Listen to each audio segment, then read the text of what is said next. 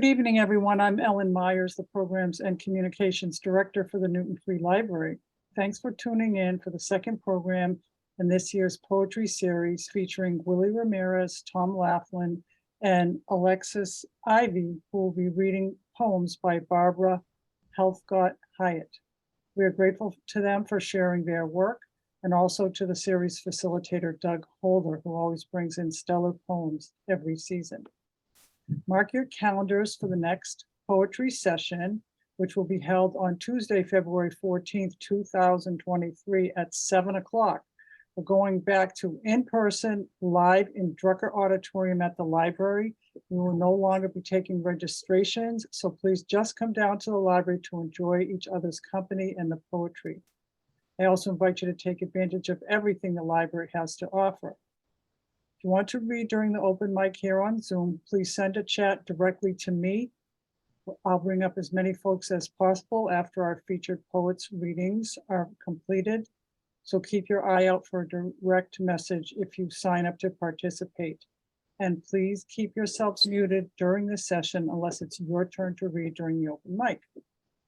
Closed captioning has been enabled, as you can see. You can turn it off or back on by clicking on the CC Live transcript icon on the bottom of your screen, and we are recording. Now, it is my pleasure to turn the screen over to Doug Holder. Hi, welcome to the Newton Free Library and to our last Zoom session, hopefully. We'll start that again, live sessions, as you mentioned, in February.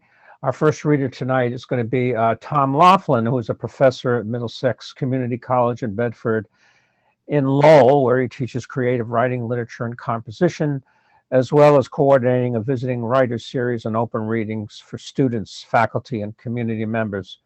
The Rest of the Way, a book of his poetry, was released by the Finishing Line Press in July. More of his work can be found on his website. Which is what, Tom, your website? TomLaughlinPoet.com. Okay, thank you. Thanks so much, Doug. And thanks to everyone who signed on to listen and perhaps contribute to the open mic. I'll be reading selections from that chapbook that Doug mentioned, The Rest of the Way. When I was in my 20s, I had expected to perhaps publish a book by the time I was 35 or so, but life, community college teaching, family, and other things took priority. And so this chapbook is a kind of greatest hits for me. Earliest published poem from this was published in the journal in 1987, up through a poem published by Doug in his lyrical Somerville column of Somerville Times back in June of this year. The book is dedicated to Mia, my daughter, who's a lover of poetry and graduated from UMass Amherst in May, and Peg, my mother, who was a poet and published some poems in local newspapers on the North Shore of Massachusetts, and who died of COVID in April of 2020. Poems in this book come from explorations of life lessons, journeys and experiences with the natural world, family relationships, romantic relationships, as well as response poems written in response to some of my favorite poets or poets' work. And I'll try to read some of each of those. Begin with poems from early life experiences and influences. A couple of poems include mentions of violence, the first poem and the third poem, and I just want to provide a trigger warning for anyone who may choose to turn down the volume or tune out. The first poem is called Early Lessons, again, a trigger warning for violence. I grew up in Topsfield, small town on the North Shore of Massachusetts, and I worked a couple of summers at a farm in Boxford, part-time, and working on a farm, you can't help but learn about life. So this poem is called Early Lessons. I remember a pig chewing on the back of a live chicken on a farm when I was 14, kicked out of its coop at midday by my pitchfork scraping the crusty floor. It climbed into the pig stall, looking for shade from the yard's burning heat. Patty came quickly, the dogs barking behind, following my frantic sprint, to grab the still blinking chicken from grunting snouts. Too far gone, he spun it by the neck, then held it out to flutter, jerk, then hang limp from his hands.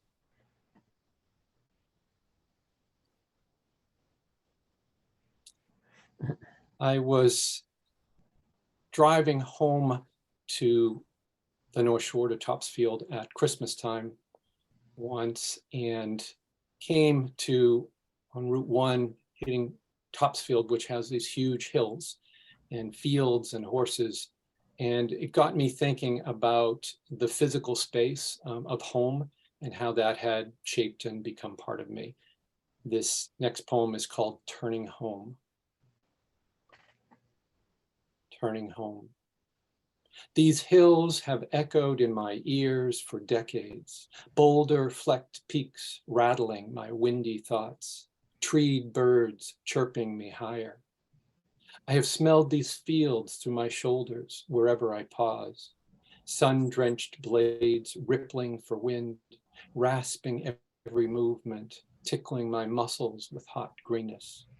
These horses have grazed my chest, even now, through frosted, crisp December air, tails waving hypnotic symphonies, nostril snorts filling my lungs.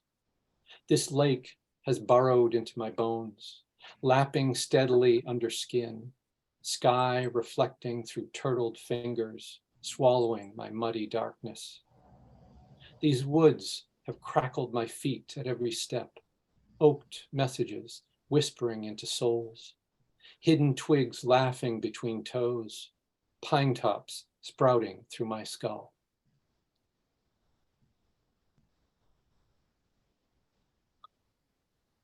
And again, a trigger warning on this next poem for violence. This Friday is Veterans Day, and the shocking horrors in Ukraine have reminded us of the devastating impact of war on people and on trauma for generations and the effects. In World War II, the common rifle of the US infantry was the M1 Garand, which was designed for right-handed soldiers with shells that kicked off to the right, and left-handed soldiers shooting that would have the shell kick off in front of their face or maybe hit them in the face. So left-handed soldiers were often designated and trained in a company to use a flamethrower, which is a horrible weapon of destruction that shoots a flame 45 yards and burns everything in its path. This poem is called Flamethrower. A lefty, the guns weren't made for him, so he became a flamethrower, flushing out foxholes that couldn't be cleared. Children on fire still ripped through his dreams, forcing him down to the kitchen chair at 3 a.m. for a highball, cigarette, and late movie. I knew only hatred then, standing below that bald leather head, slapped in the face by the crooked fingers of his open hands. Dead buddies, malaria, teeth knocked in, words shouted into arguments too often to sting when intended, burn years later for a flamethrower's son.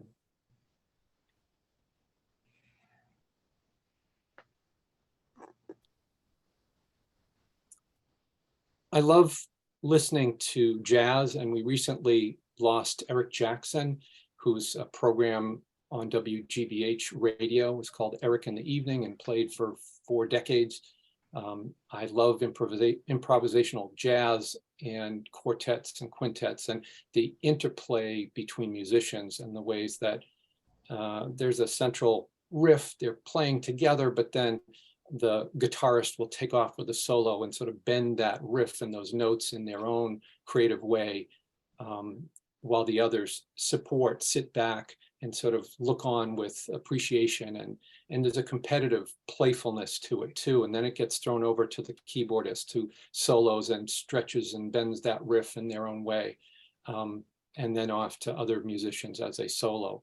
For years, I wanted to somehow capture that in a poem, and I didn't know how to do it. And I was driving one night listening to Eric in the Evening, an August night, and the opening lines and the idea for this poem came to me. It's called Jazz. Dancing boy, dancing girl, and a boy again tiptoeing on the wooden raft, circling as it sways. He circles and it sways in the stillness of the creek, around and to the diving board where he rattles and thumps and springs, twirling, floating up and out and curving down to slice, then splash. Then explode up and out, splashing, shouting, laughing at the moon, swirling in the hot summer dusk, thrashing and kicking with smiling wetness before climbing the ladder to sit back, smile, and watch to see the girl tiptoe on the swaying dock. Circle, no, not circle, almost circle to the edge, then almost circle again as the creek stills, ripples slightly, anticipation. Her footsteps pat the dampened wood. She finds the worn wooden board, bobs up, rattles, and slaps, running to take that board, bending, springing as part of her, part of the swing of her arms soaring upward, the slow, subtle arc and twist of her naked shoulders outward, twirling, floating, flying, outward and down, slicing unexpectedly, swallowing her reflection, toes pointing to the last. The aching, unruffling pause before, exploding up, smiling, laughing to herself, to the raft, to that hot-mooned, dusky August day. And she turns, splashing, suddenly racing for the reaching branched shore tree. The boy now unfolds his sitting to sprint, thumping and springing out quickly over creek water. Spraying strokes, pushing in pursuit of the laughing hare, reaching toward the rooted wild grass bank. She grabs the knotted rope past the thick trunk, up the dirt path to pausing, deep breath jump, holding, hanging, swishing beyond trunk and path, whistling wildly over grassy bank, then water, then over the boy, half out of the creek, caught in a broadening smile of awe and appreciation, watching the arcing girl as she sails, then dances on her smooth watered reflection.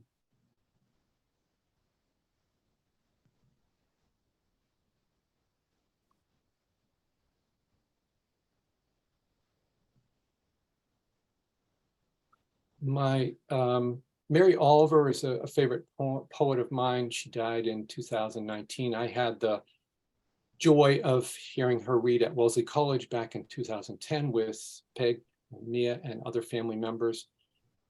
I swim in lakes and ponds daily, usually stopping in late October, and I had an experience swimming at Walden Pond in September of 2019, about 9 months after Mary Oliver passed. And I thought of her, I had an experience that made me think of her poem, The Summer Day, where she is holding a grasshopper in her hand, and a famous poem that ends, "Tell me, what is it you plan to do with your one wild and precious life?" Mine is a response poem to hers, and it's called The Late Summer Day for Mary Oliver. Halfway across Walden Pond, the mid-September sun, bright above the tree line, reflects off the smooth surface and warms my squinting face as I swim, my hands reaching gently through the clear water of this late afternoon. The thickness of woods along the shores holds me in its arms as I turn to swim back toward sandy shore and the old wooden bathhouse basking in light with a speckle of old swimmers and beach chair readers. Floating in the water just ahead of me, a small stick or piece of trash distracts me until closer, I see the light green body, the orange stripe, and the small legs of a grasshopper, motionless. How did she get here, far out in the middle with no grass or land in sight. No boats today, with a fisherman who may not have noticed a quiet stowaway. And how have the trout, bass, and pickerel missed this tasty morsel? I reach to cup its body in one hand, water draining through my fingers, to see and feel the hair-like front legs and feathery body, until it jumps, alive suddenly. How? Landing just ahead, back on the water. I'm the only island in sight, I think, and slower this time, cup my hand and lift, gently carrying her toward the top of my head, where she steps on, clinging to my wet hair. Holding my neck and head as still as possible on the long swim in, I feel her move through my hair, climbing to higher ground perhaps, and I wonder what she sees from her perch with those enormous and complicated eyes, and whether Mary Oliver ever carried a grasshopper on her head. As my feet touch sand, my head rising with its passenger, I walk slowly out of the water, across the sand, past toweling swimmers and a curious child, up to the stone-walled ledge, where I bow my head to the thick blades of green beyond, feel the small snap of her back legs, and see her fling herself back into the grass.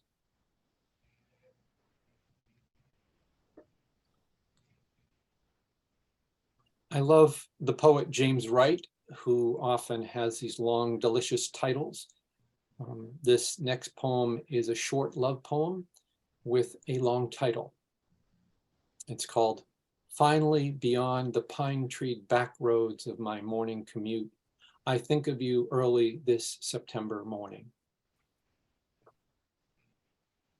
The bright sun kisses the cornfields that I pass, grown tall and stretched near to bursting, with plump kernels of sweetness within, golden gems that sparkle and spill out over the tops, yellow happiness dancing like fireworks against a green stalked sky.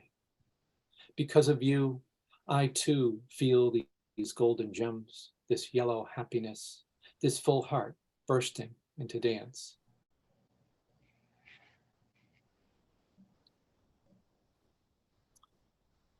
I love hiking and being in the woods, and I've often joked with my students and colleagues that I'm a tree hugger. And this poem came out of me exploring, thinking about where that all came from. And it's called Dendrophile, which means lover of trees.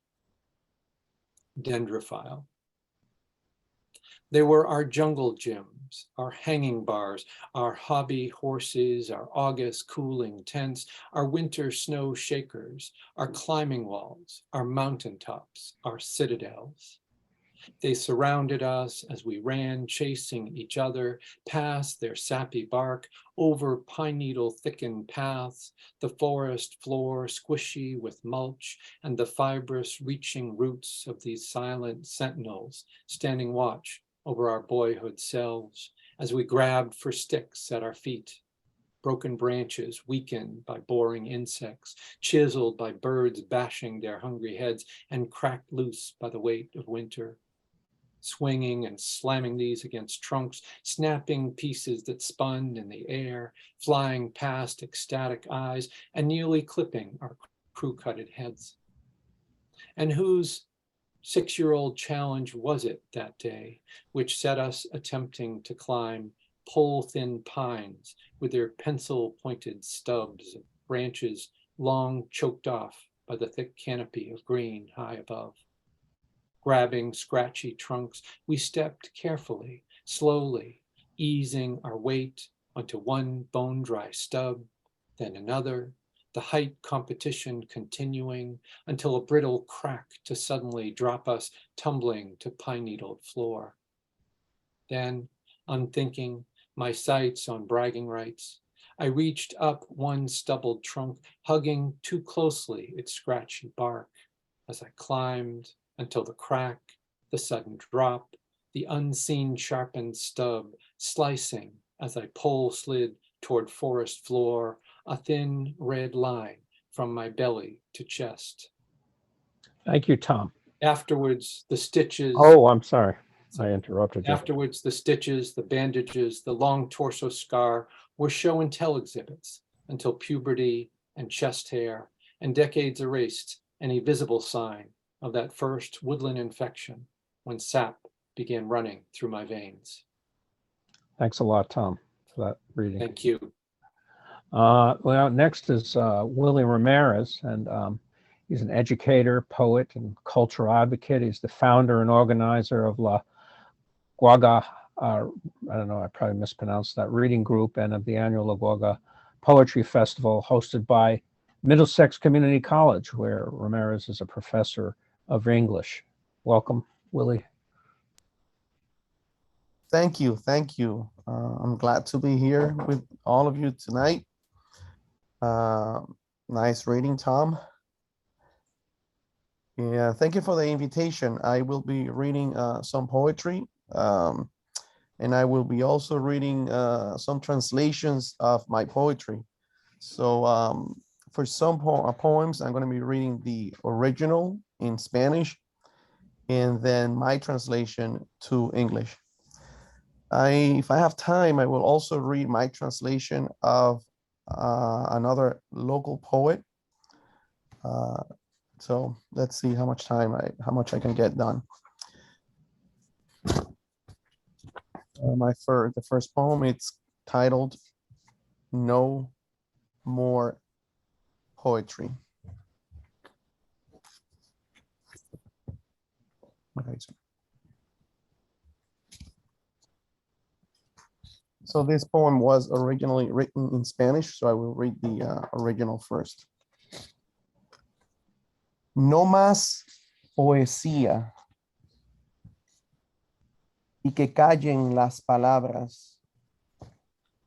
Quiero quedar tranquilo. No quiero metáforas. Quiero partir de lo que soy. Mas no hablaré de música o de olas, sino de carne y de hueso, de polvo y de sangre, de tierra y de silencio. Acabó el tiempo de las invenciones y de las contemplaciones. Las palabras intoxicaron la esencia de las cosas. No quiero más poesía. Mi cuerpo sobre la tierra, la palabra, la poesía y la metáfora. No more poetry. And let the words remain in silence. I want to remain quiet. No more metaphors. I want to begin with what I am. But I will not speak of music or sea waves, only of flesh and blood, of bone and dust, of earth and of silence. The time to invent and to contemplate has ended. Words have intoxicated the essence of things. No more poetry. My body lying in the dirt. The word, the poem, and the metaphor.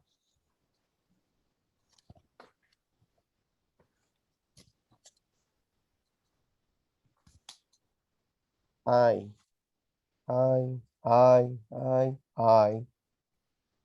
is the title of the following poem. I am an attempt, work, work, work, a coexistence with forms, forms, the shape of things, work, too big, too small, pressure, a feeling, an explosion of nothing, a feeling of all abandon.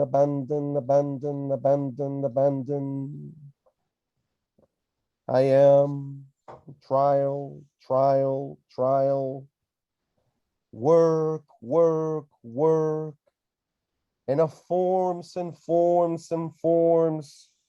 an instinct moving, unsettled passion, an endeavor, trial, lost, labyrinth, in building of building, I am bouncing,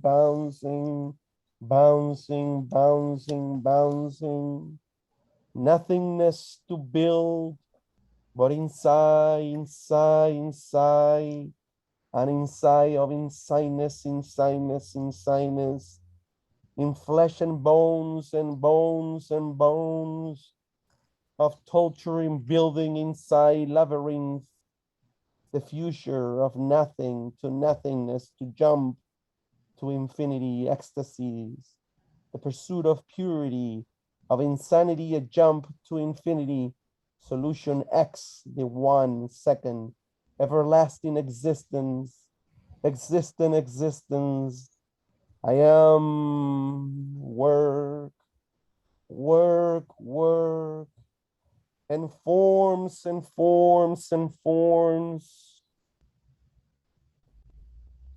Morality broken, balcony is broken, an ever-moving universe, the cosmos broken exists the table, exists the chair, and the chairs, and the tables. No more flesh to bones, bouncing existence here to there, to here, unavoidable trumping of trumps, to building inside, so many chairs and tables, trapped in language, so many chairs of being below those existing high mountains beneath, flesh and bones, the under and under, the struggle. I am. I am.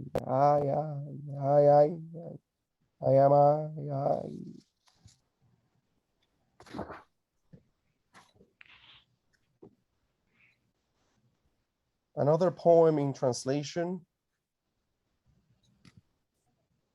These poems were in reaction to the presidency of Donald Trump when he first became president.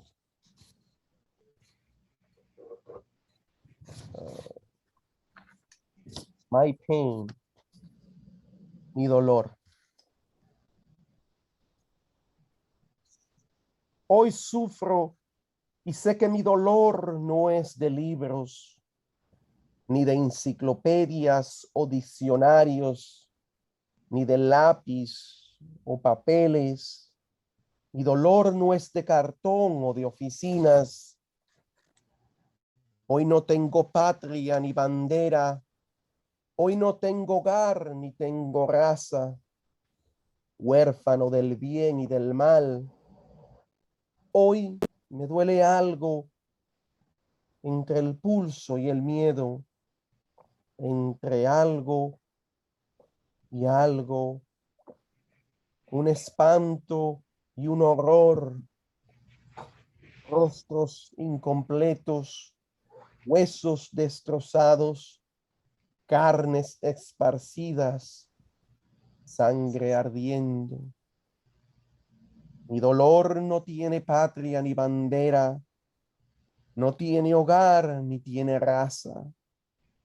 Hoy sufro y sé que mi dolor no es de libros. My pain.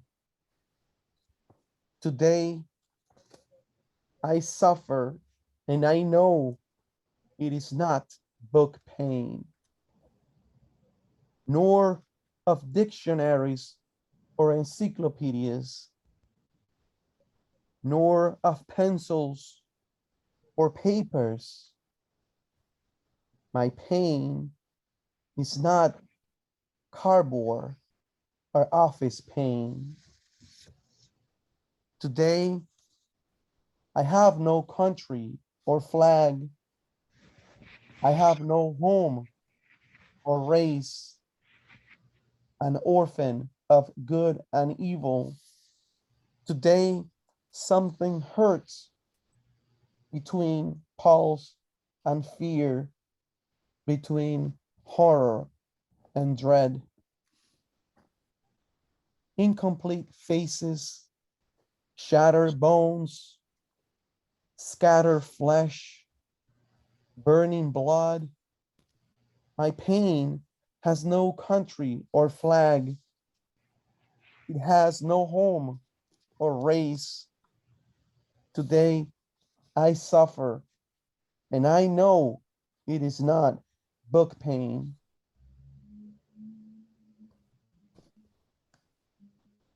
Unease. There is a wall in the soul, a cut in the tongue, a sty, a broken bone, a toothache. There is a sowing of hatred, the tension of pause ripening on the finger, an infection, a rotten lung. There is a broken tree, the unease from an incessant migraine, an open burn, a torture of nerves and broken discs. There is a wall and a sowing and a broken tree, something injured between muscle and bone, a nausea, a smell of plague and winter.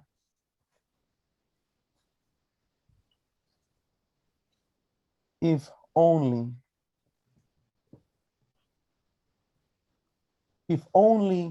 I could lift up mountains, pick up monsters to bring them down. If only I could with my teeth bite wild beasts, rip out rotten roots from the ground. If only I could soar, pierce untouchable giants, break the neck of poisonous beasts. If only I could cut the braids of empires and tyrants, crush the ankle of the greedy devourers. If only I could inundate the stomach with dead flies, inject poison lizards in his veins, voracious beasts of the throne. If my soul could, if only I had more than faith.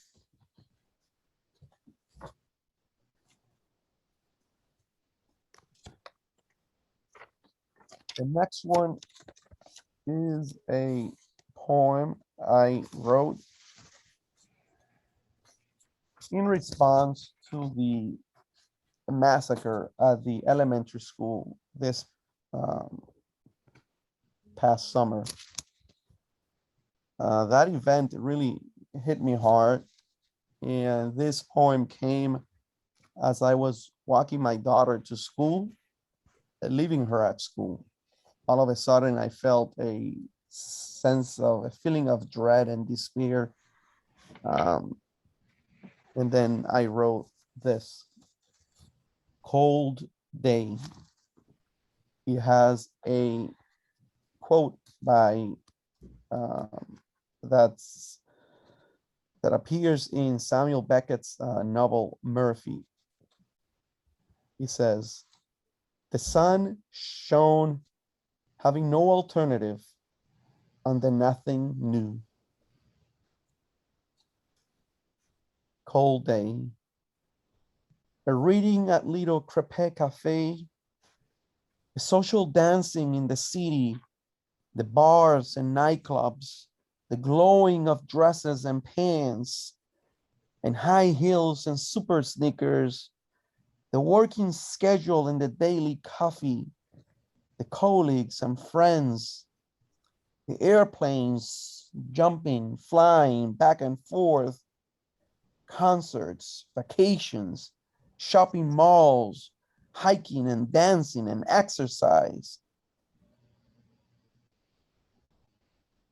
Chilling as the facts might be. The reading of poetry with such cold tranquility, despite 19 and counting. And why? Because perhaps, or maybe, the possibility of falling here and there, never mind the pure breaking of things, to endure the uncertainty of limitation, to throw and catch for play and word, of here and there, the throwing and catching of flying objects, flying things from here, from everywhere to nowhere, perhaps boxes and boxes of cardboard, of flying chairs and flying tables, things for nothing and no reason to exist, perhaps, or maybe, for sure, uncertainty, the coming of more painful days. Oh, my daughter, despite 19 and counting, do you see, my daughter, like me, the concerts and fiestas and discos and the marching forward of men and women? Do you see the ghost who holds your hand? Do you see the ghost that also carries your bag to school, my daughter, flowing in the air, not knowing if to turn right or left or to keep straight? Why straightness in a world with so many angles? What is an angle in a world with so many curves? What is a curve in a world with so many questions of here and there, perhaps, or maybe, despite 19 and counting?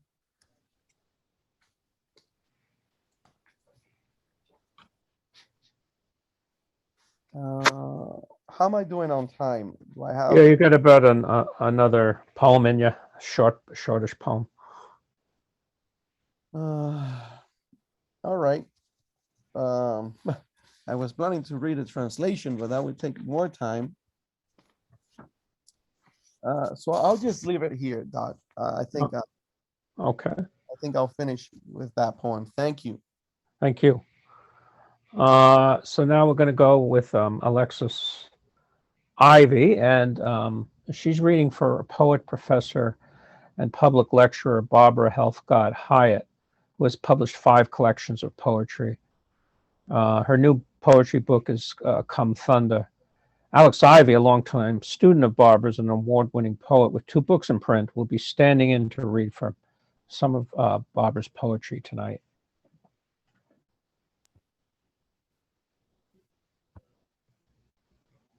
Thank you so much, Doug, for hosting and inviting me to read.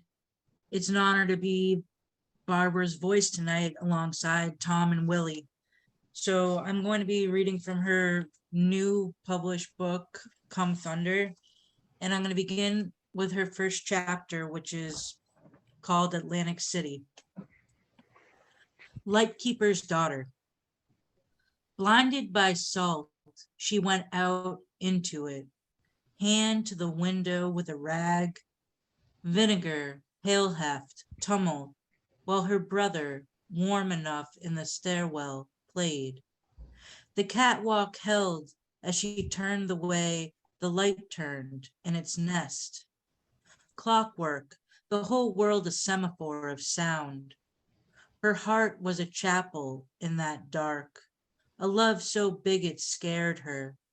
Her hair iced by sea, wild and fire and full of the spit of life. Brave she was and leaned on herself out there, light sending out its own raw warning. Red, red, white.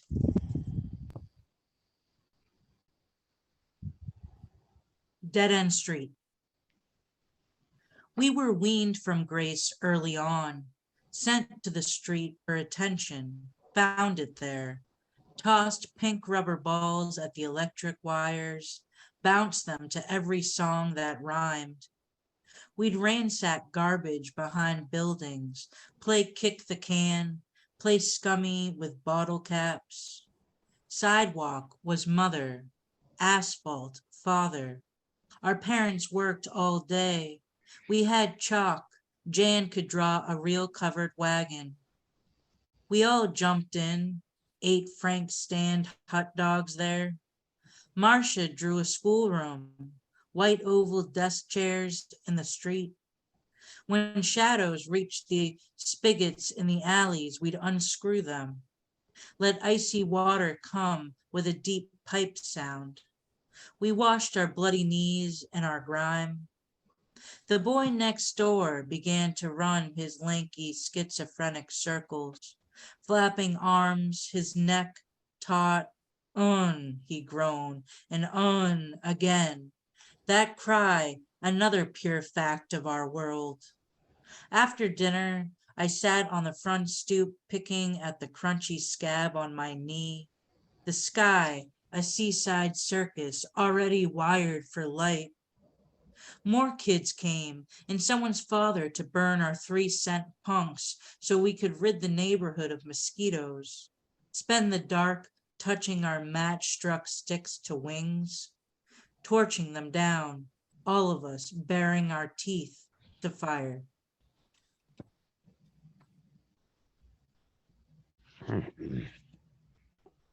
This next poem I chose because it's election day. Report card. Barbara is not a good citizen, Miss Bloom wrote. Aren't I the one who helps the others in cursive writing? Don't I always stand as proud as a flagpole on the auditorium stage on Veterans Day? Isn't that American enough? I am first lieutenant of safety patrol, first girl ever to hold the post.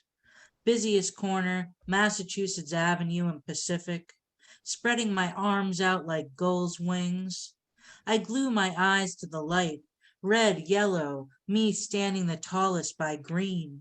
Snap, and I turn sideways, waving my starched gold button-gloved hand for the other school children to cross. Sometimes I have to count on Nick, the traffic cop, to stop a city bus for me. Whole world waiting, and I, the law's white harness, girl with the spit-shined badge.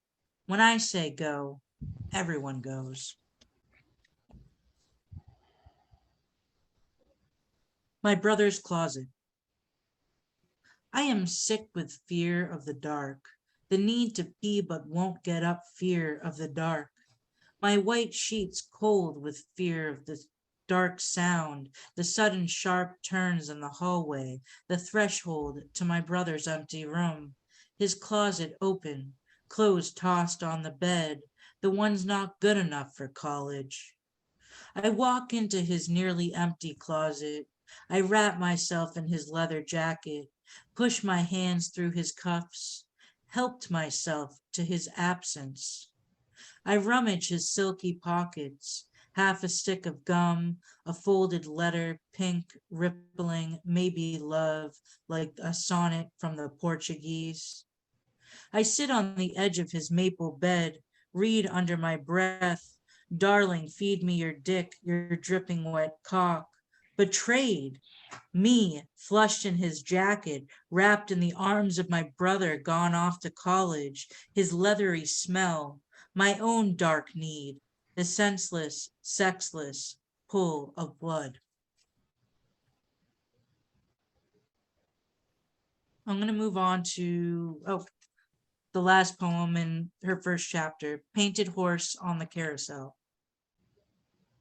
The ones who come to ride kick my flanks and saddle me with herdings, chase me from here to kingdom come. I will not take the bridle, even if they press shut my snout, even if they pull my ears, pain is the fury I thrive on.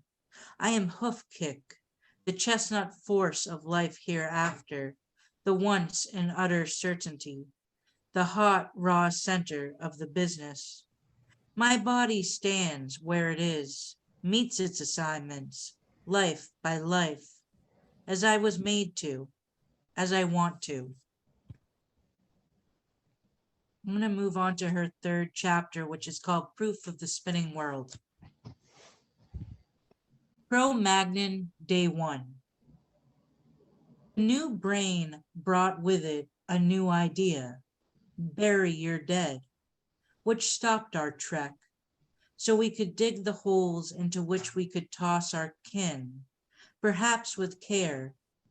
Then grave markers arrived, and most likely love, which was not much more than notice of another to kneel beside, to want to see it breathe, then not breathe. It would be 10,000 more years until grief.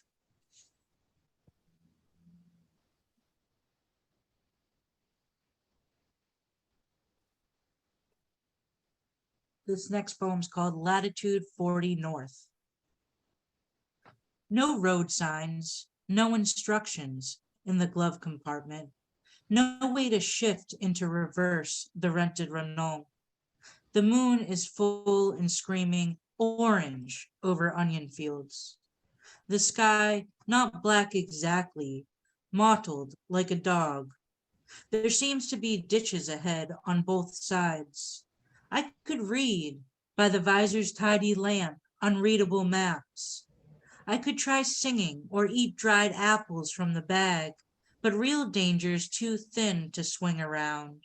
Think dancing, think dandelions, come up through a sidewalk crack despite the odds. Isn't it possible for things to come out right? Maybe someone set out to find me. Are those lights in the distance as steady as stars?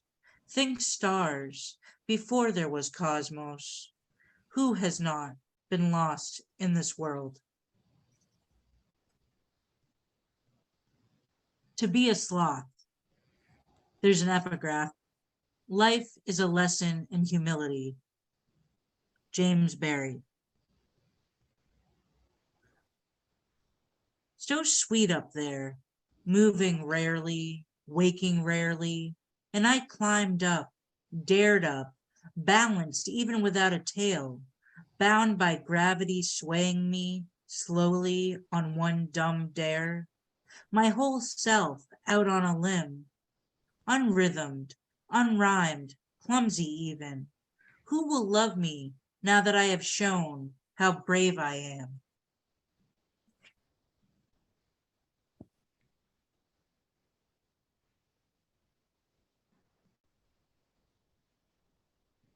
This next poem also has an epigraph.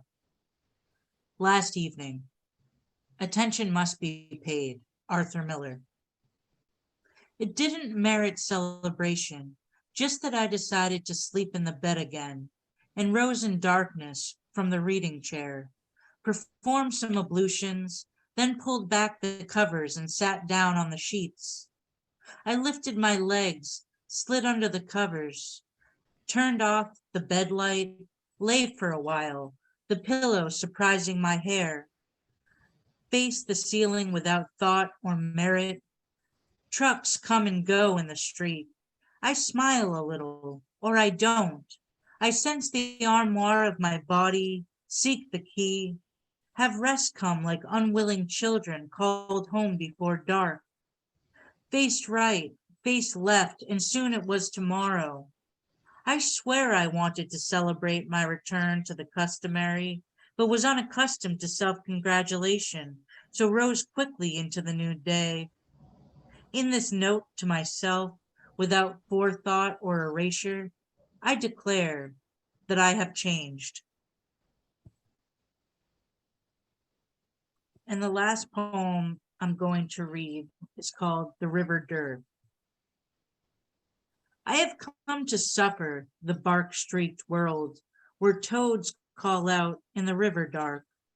All that effort to find one another waiting wetly on river stones. The dir renews itself by that sound, time taking itself so seriously. I will stay and be made of staying. Let the river, let the cold. There is too much world to fail. I will sleep the night, glad to be sleeping, glad to wake myself, like always, like never before. No whispers, no breath on my neck. Let love wait like an umbrella in its stand. There may be no rain. There may be no need. Thank you. Thank you. So now it's going to be the open mic. Thanks so much, Doug, and thanks to our featured poets. Wonderful readings. David Gillette, you're first on the open mic. Thank you, Ellen, and thanks to the poets for reading so beautifully tonight. Could I ask you to look at your calendars and remember at the end of this month, November, the Poets Theater is going to do a reading at the Drucker Auditorium at the Newton Free Library of T.S. Eliot's The Wasteland. It's 100 years old this year, this great modernist poem, and I hope you'll turn out to listen to it. Among the cast will be myself, Lloyd Schwartz, who is the Poet Laureate of Somerville. You'll notice that Newton does not yet have a Poet Laureate. That should change. And two of the great Shakespearean actors of Boston, Ken Cheeseman and Paula Langton. I'm going to read one poem tonight. I assume you all have checked out that there's a beautiful full moon tonight. And I assume that, like me, you did not get up at 4:15 this morning to see the blood moon when the shadow of the earth fell upon the moon. This poem is called The Chronically Tardy Moon. The chronically tardy moon keeps falling behind. A day late and the silver dollar short, never catching up with the outstripping sun. Although I have to admit, yesterday she was almost but not quite full, and the sun hadn't even begun to set yet. Sort of like arriving an hour early and demonstrably drunk at a fancy dinner party, and the hostess doesn't know what to do with you.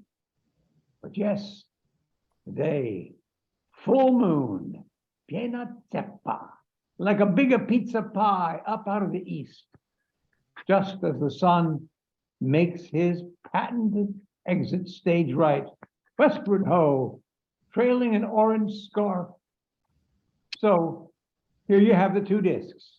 One gold, bye-bye, and one silver, well, hello there. Face to face, at least for a while. And 2 weeks later, there she is. The new moon dogging the sun, a sliver no bigger than a baby's thumbnail. Thank you, Ellen Bass. Sailing free, though left behind, like the crescent birth of Islam. Oh, moon, dear old moon, forgive my snark. I depend on you to rule the tides, especially low tide, when I can park my skiff on the clam flats and dig my little necks and cherry stones, which is a pure gift white goddess, and dependable to the minute. So I can plan today to dig clams next Thursday at 6:12 a.m. before heading out to fish. You, orbed maiden, with white fire laden, whom mortals call the moon. And one night, in my predictably loony youth, I read those Shelley lines by moonlight. Oh, lazy overhead lamp of my life. Thank you. David, thank you so much. That was a beautiful poem, and thanks for the reminder about the Poets Theater presentation at the library on November 30th. I put a link in the chat so folks can read about it. There is no need to register. In fact, we're not taking registrations. Just come on down to the library and we'll have a good time together. It's Keith Tornheim's turn to read now, and then following Keith will be Diane Silvestri. Thank you. This is a poem inspired by the story of Jonah and our current situation. COVID Jonahs, like Jonah, who was thrown into the sea and swallowed by a whale, we have been submerged and swallowed up by this pandemic, often isolated in ones and twos, the ones especially alone and lonely, our smiles of greeting hidden behind masks, our bodies often just avatars at best, or only names among crowds on Zoom screens. We hope, like Jonah, to be truly spit out on dry land, a land of once again hugs and meals together, food for our hungry souls as well as our stomachs. Thank you. Thank you so much, Keith. And Diane Silvestri, you take the microphone now. Doug, and thank you, Ellen, and especially thank you, special readers this evening. It's been a wonderful evening. I'm going to read one short poem from my new book, which is called But I Still Have My Fingerprints, and it's just out, but because I'm in the midst of a number of readings from the book that some of you may have already heard or will be hearing, I've decided to read one that I'm not going to read elsewhere. So this is called, well, let me give you background. The poems in this book came from a period of time when I barely survived acute myeloid leukemia just over 9 years ago, and responded to chemo, but had to have a stem cell transplant in order to remain in remission. And then had a number of complications over and over, the emotional roller coaster of thinking I'm going to survive and then thinking I probably am not going to. So eventually I have found my life again, changed, yes. This is a poem from deep into the interval of, will this always be this sickness? It's called Wanted Lust. Loss of it is not unusual, but to lose it unwelcome, both of us now longing with sighs for what might have expired during the long, essential diversion as we blinked directly into the fire. Both of us unaware of collateral damage as survival occupied the sheets where we lie in separate masks, isolated in sanitized insanity, luxury stolen, last lantern blown out, or lingering. Thanks. Well, thank you, Barbara, for sharing that poem and also that intimate story about your journey through leukemia. I'm now calling up our final open mic reader, and that is Tom Driscoll.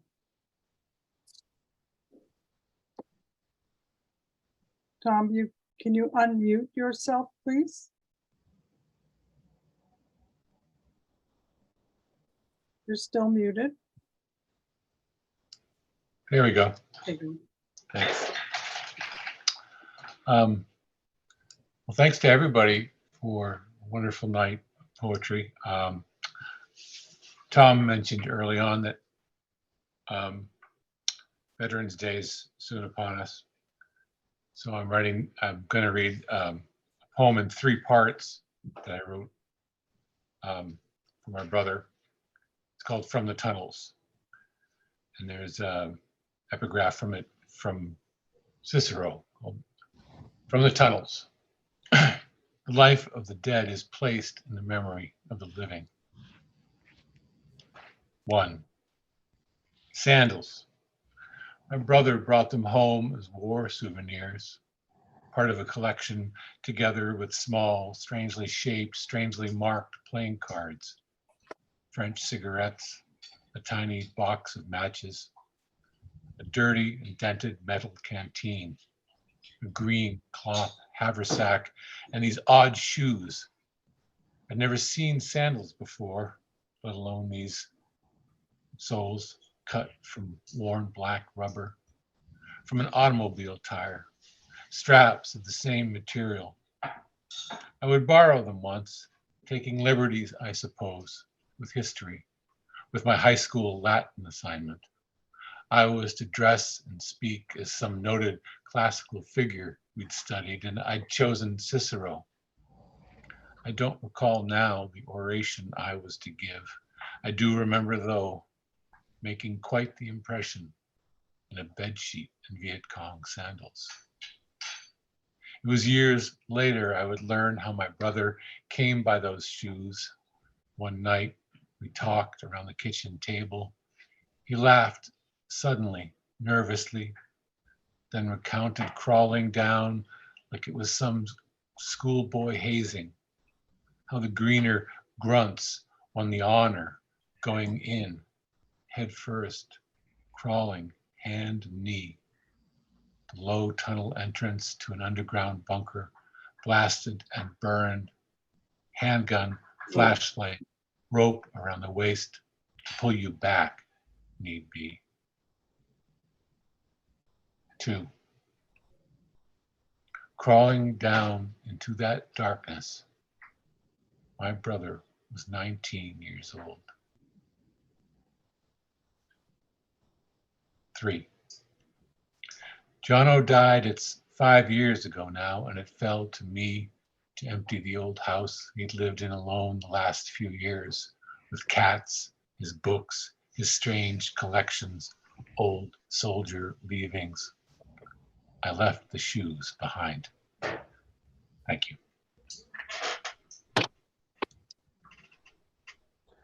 Thank you. Well, I just want to remind you that we're going live in February, live readings once again.